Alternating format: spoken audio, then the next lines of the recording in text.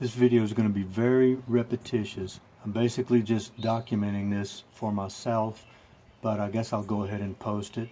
I'm basically going to check the compression, all 8 cylinders, 3 different times. I want to check it with the engine cold, having not been started in a couple of weeks. I want to wet test it with some 30 weight motor oil, and then I'm going to test it a 3rd time after I heat the engine up to operating temperature. So might be a little boring, and if you don't want to watch all that, like I said, I'm just documenting this for myself.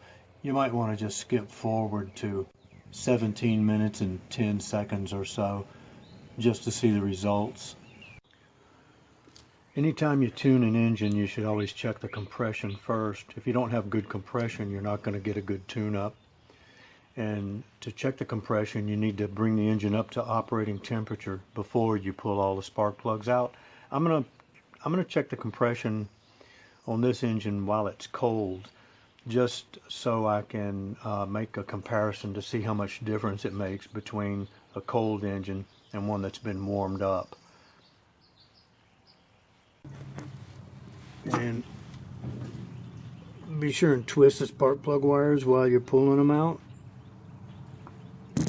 and grip them as close to the spark plug as you can, because you run the risk of breaking them right in here. And all of these spark plugs are pretty easy to get to, except for the number 2 spark plug. Got to move the generator to get to it. And to move the generator, you loosen up this adjustment bolt right here, and then there's another one underneath here. And then I'm going to go ahead and loosen up this pivot bolt for this adjustment arm to allow that arm to move up and down a little bit. That'll let me move the generator. And there's also one more bolt. It's on the back side of the generator in the bottom right there. Need to loosen that one. So I'm going to go ahead and take all the spark plugs out so that the motor turns over real easy.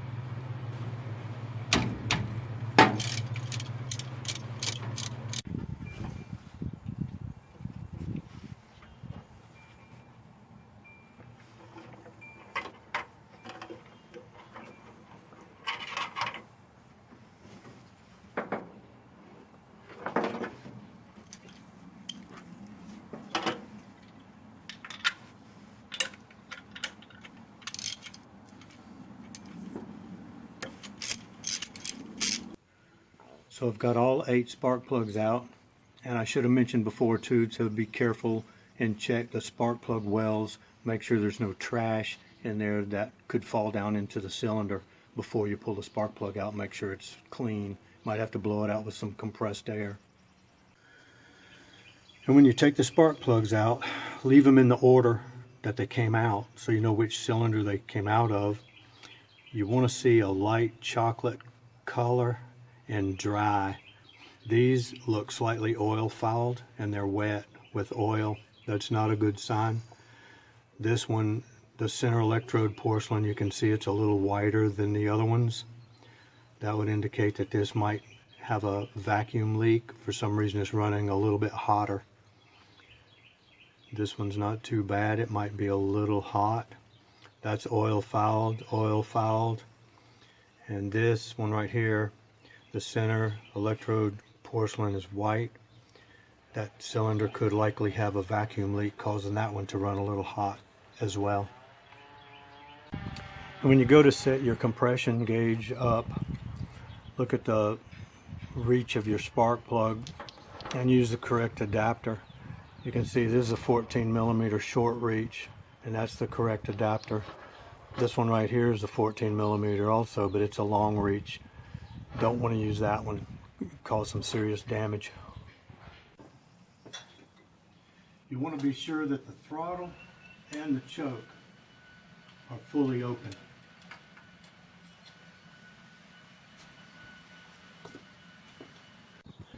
I'm going to be cranking the engine over with all the spark plugs out, which means there's always the potential of explosive fumes being forced out of the cylinders.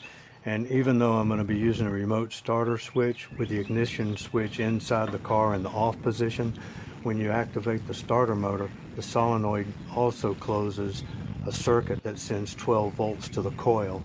So you need to disconnect the coil.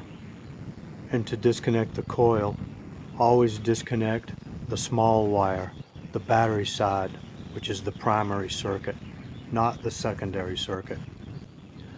A lot of people will just disconnect the secondary circuit, the heavy wire, but that doesn't stop the coil from becoming energized. So there's a potential spark that could come off of that secondary wire if it's not directly grounded. Also, you can damage your coil. So I'll crank the engine over. It'll be about 4 compression strokes. You'll be able to hear it, but basically you crank it until the needle stops rising.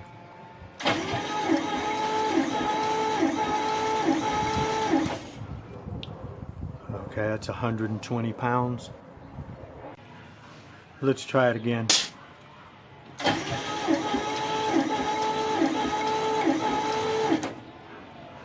All right, again, 120 pounds. In 1954 Cadillacs, the compression was supposed to be 150 pounds.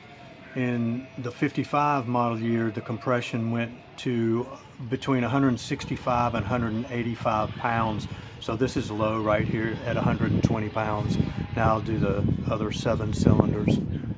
Okay, this is the number 3 cylinder.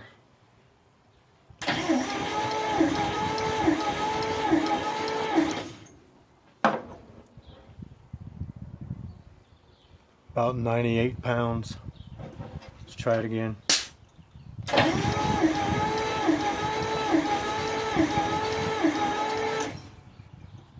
Yeah, about 95 pounds. Number 5.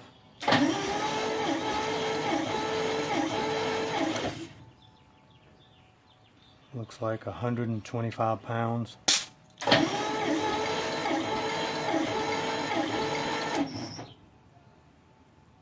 It's the same, 125 pounds.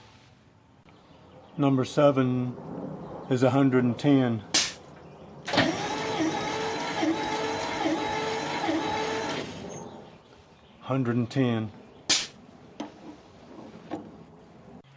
Okay, now I'm going to wet test number 1 by putting a couple of blasts of oil in there.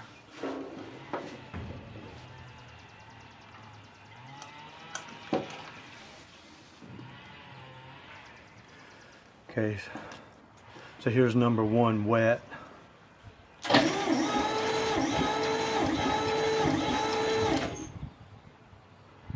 About 130. Came up just a little bit. Now I'm going to wet test number 3.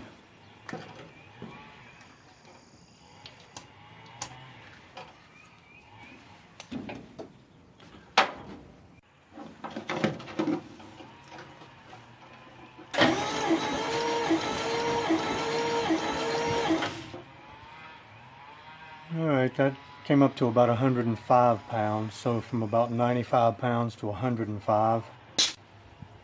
Number 5, wet.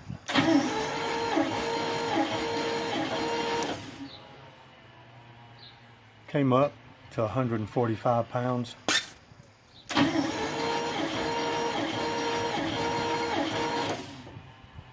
Same 145.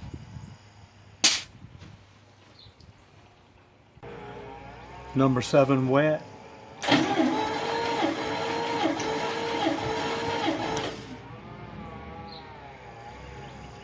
Looks like 128.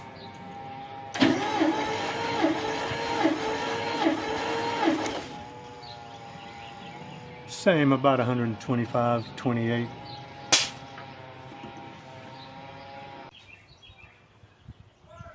Number 2 cylinder.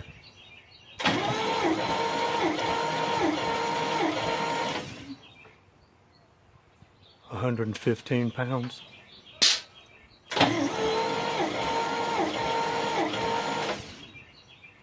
115. Number 4.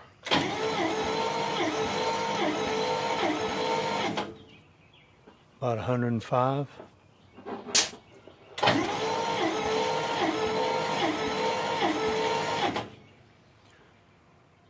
102.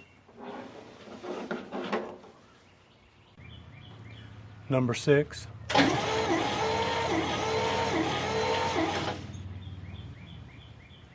£80.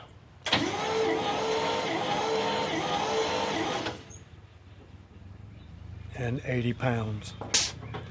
So there's a pretty big issue there. And number 8.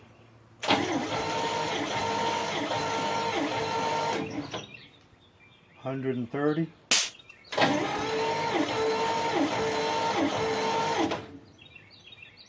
And 130. Number 2, wet.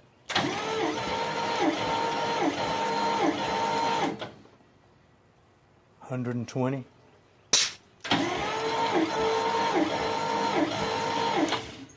$120.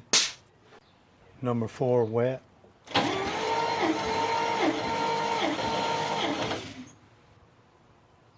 About 135.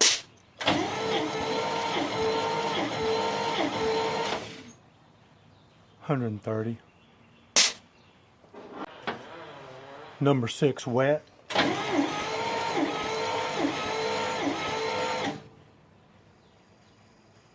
About 115.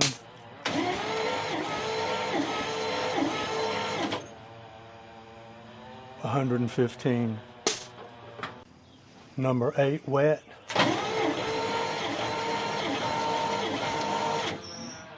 So that went to about 145, almost 150.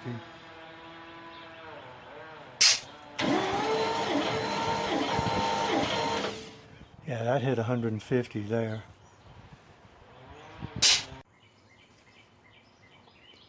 Okay, so I'll put the spark plugs back in and start it up, bring it up to operating temperature, and then check the compression again, because I'm curious to see how drastic the difference is, or if there's any difference at all between a cold engine and an engine that's up to operating temperature.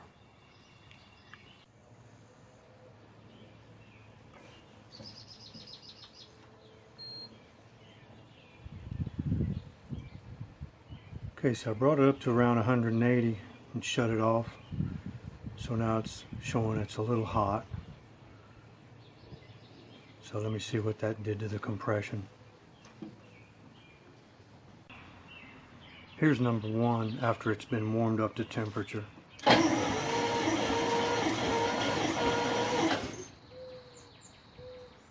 No real change, about 120 pounds, maybe 122 pounds.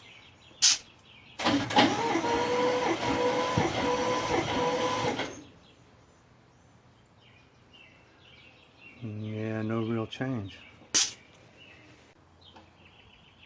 Okay, and now here's number 3, warmed up to operating temperature.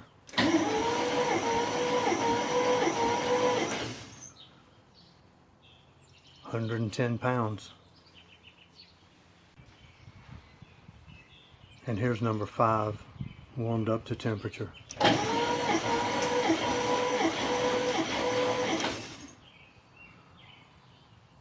135 pounds.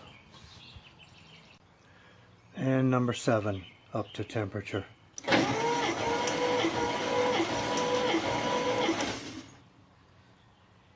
About 125. Number 2, with the engine hot.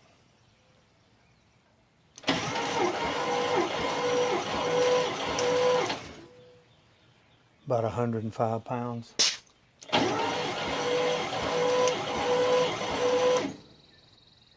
Same 105 pounds.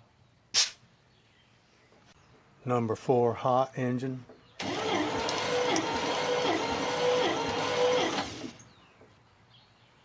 115.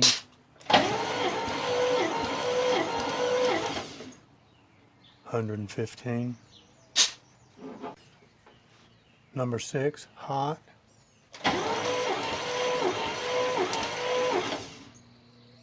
About 95.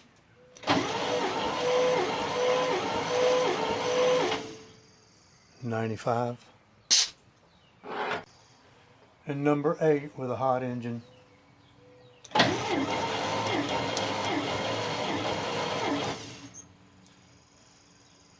138.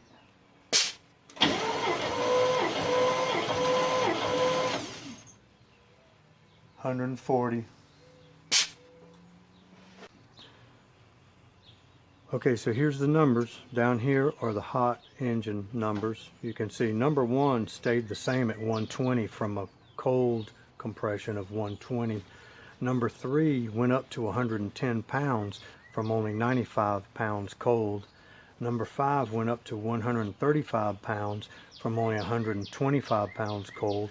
Number 7 went up to 125 pounds from only 110 pounds cold. Number 2 did something weird. Number 2 dropped 10 pounds after the engine was warmed up.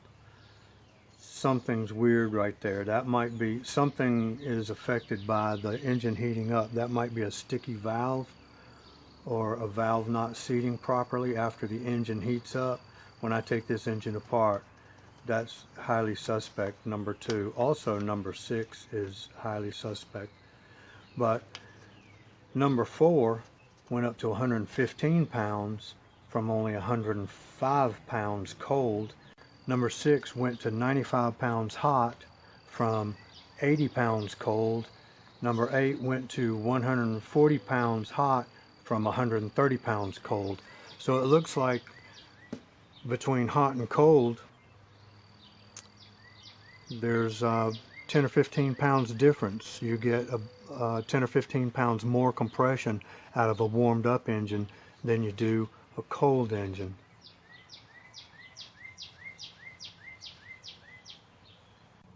Okay, so maybe you hung in there, maybe you didn't, but anyway, that's a wrap for now.